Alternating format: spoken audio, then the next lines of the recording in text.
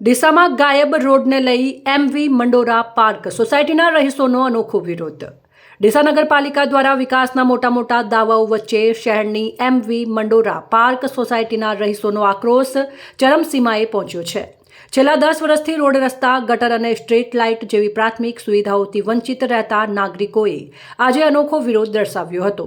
સોસાયટીના રહીશોએ હવન યજ્ઞનું આયોજન કરી પાલિકાના સત્તાધીશો અને ચૂંટાયેલા સભ્યોને સદબુદ્ધિ આપવા માટે ભગવાનને પ્રાર્થના કરી ગાંધીગીરીનો માર્ગ અપનાવ્યો છે। સોસાયટીના રહીશોએ પાલિકા સામે ગંભીર આક્ષેપો કર્યા છે કે અગાઉ પાલિકા દ્વારા તેમના વિસ્તારનો રોડ મંજૂર કરાયો હતો, પરંતુ આ રોડ રદ કરીને તેની ગ્રાન્ટનો ઉપયોગ અન્ય જગ્યાએ કરવામાં આવ્યો છે। આ ગાયબ થયેલા રોડને કારણે રોષે ભરાયેલા રહીશોએ વોર્ડ નંબર 10ના સભ્ય પતિ ભદ્રેશ મેવાડા, સભ્ય ઉષાબેન ભદ્રેશભાઈ મેવાડાના પતિ સામે ભારે આક્રોશ વ્યક્ત કર્યો હતો। ખરાબ અને તૂટેલા રોડ રસ્તાઓના અભાવે સોસાયટીમાં વસતા સિનિયર સિટીઝનો, વાહન ચાલકો અને શાળાએ જતા નાના બાળકો ભારે મુશ્કેલીઓનો સામનો કરી રહ્યા છે। વારંવાર પાલિકા કચેરી ખાતે રજૂઆતો કરવા છતાં તંત્ર દ્વારા તેમની માંગણીઓ ધ્યાને લેવામાં આવતી નથી। સોસાયટીના રહીશોએ ચીમકી ઉચ્ચારી છે કે હજુ પણ ચૂંટાયેલા સભ્યો સહિત પાલિકાના સત્તાધીશો આ સમસ્યાને ધ્યાનમાં નહીં લે તો આગામી સમયમાં ઢોલ નગારા સાથે પાલિકા કચેરી ખાતે પહોંચીને ઉગ્ર રજૂઆત કરવામાં આવશે। મારું નામ કલ્પના પંચાલ। અમે મંડોરા પાર્કમાં વોર્ડ નંબર 10માં રહીએ છીએ।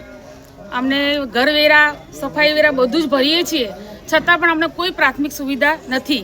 તો આજે અમે અહીંયા આગળ મંડોરા પાર્કમાં વોર્ડ નંબર 10માં જે ગટરનું પણ અને રોડનું પણ કામકાજ અહીંયા નથી, બધા જ વેરા ભરીએ છતાં પણ કોઈ જ પ્રાથમિક સુવિધા અહીંયા મળતી નથી। તેથી નગરપાલિકાના જે નગરસેવકો છે એમની સદબુદ્ધિ આવે એ માટે અમે અહીંયા આજે હવન ચાલુ કર્યો છે। અને અમે જો આ કામ નહીં થાય અમારું તો અમે બધી જ મહિલાઓ ભેગી થઈ અને નગરપાલિકામાં જઈશું, ઢોલ લઈને જઈશું અને ત્યાં આગળ માટલા ફોડીશું। બસ આ જેમ કે અમારું કામ જલ્દીથી થાય એ જ અમે ઈચ્છીએ છીએ। અમારી સોસાયટી એમવી મંડોરા પાર્ક ભાગ 1 અને 2 અમારા સોસાયટીની અંદર એટલી બધી સમસ્યાઓ છે। આ સુધી કેટલી બધી રજૂઆતો કરી। રોડની સમસ્યા છે, રોડની અંદર એટલા બધા ખાડા ટેકરા છે કે ગરડા બુઢા ઘરની બહાર નીકળવું મુશ્કેલ થઈ જાય છે। નાના બાળકો હોય તો સાયકલ લઈને બહાર નીકળવું તો કેવી રીતે જાય? એટલી બધી સમસ્યાઓ છે। ગંદકી પણ એટલી બધી રહે છે, સફાઈની સમસ્યા છે। આ બધી સમસ્યાઓનો નિકાલ માટે અમે ઘણી બધી વખત રજૂઆત કરી। કેટલા બધા લોકોને જઈને નગરપાલિકામાં ભાઈઓ જઈને રજૂઆત કરી આવ્યા, કેટલી વખત નોટિસો આપી, છતાં પણ અમારા સોસાયટીનું કામ કંઈ જ થતું નથી। એટલા માટે અમારા સોસાયટીના રહીશોએ નક્કી કર્યું કે આ વખતે અમે આ નગરપાલિકાના લોકોને સદબુદ્ધિ મળે અને એ લોકો અમારું કંઈક કામ કરે એના માટે અમે આ વોર્ડ નંબર 10ની અંદર અમે હવન રાખ્યો છે। અને એ હવનની અંદર અમે એક જ માંગણી ભગવાનને કરીએ છીએ કે ભગવાન અમારા રોડનું કામ થાય, અમારી સોસાયટીમાં સફાઈનું કામ થાય અને અમારો સારામાં સારો રોડ બની જાય। એના માટે એ લોકોને સદબુદ્ધિ મળે અને એ લોકો અમારું કંઈક કામ કરે। હવે જો આ કર્યા છતાં પણ જો અમારા સોસાયટી અંદર કંઈ કામ નહીં થાય તો પછી અમે કંઈક આગળ પગલું ભરીશું। બધી બહેનો ભેગા થઈને નગરપાલિકાની અંદર જઈ અને ઢોલ લઈને કંઈક પણ કરશું, પણ કંઈક એના માટે પ્રયત્ન કરશું જ।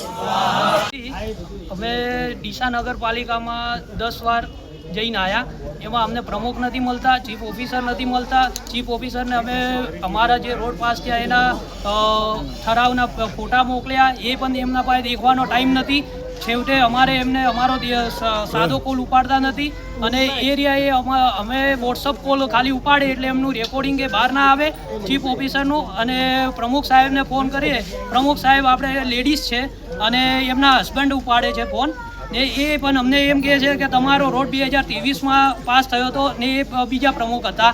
તો આ કેવું કે જ્યારે પ્રમુખ બદલાઈ જાય તો નગરપાલિકા આખી બદલાઈ જાય। પ્રમુખ સાહેબે એમ કીધું કે તમારે હવે નવેસરથી આખી પ્રોસેસ કરવી પડશે, ગ્રાન્ટ નવી પાસ કરાવવી પડશે। છતાંય ચલો ગ્રાન્ટ જૂની અમારો રોડ તમારા પાસે પેમેન્ટ ઓછું પડ્યું કે અમારું 24 લાખ રૂપિયા તમે બીજે વાપરી દીધા, પણ બીજી એના પછી ઘણી ગ્રાન્ટ આવી, 2 વર્ષમાં કોઈ ગ્રાન્ટ આવી નથી।